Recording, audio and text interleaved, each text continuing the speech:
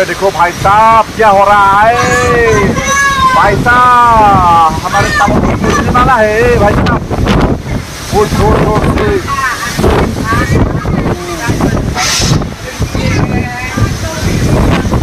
जोर से धुआं पतंग मार रहा है, साइक्लोन हमारे कर्मी अंगों में इम्पैक्ट कर रहा है।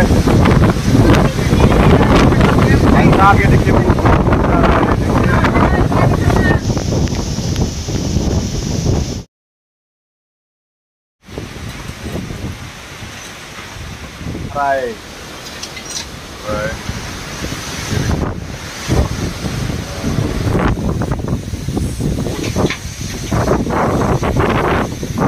हम लोग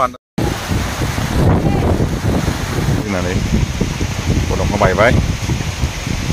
thì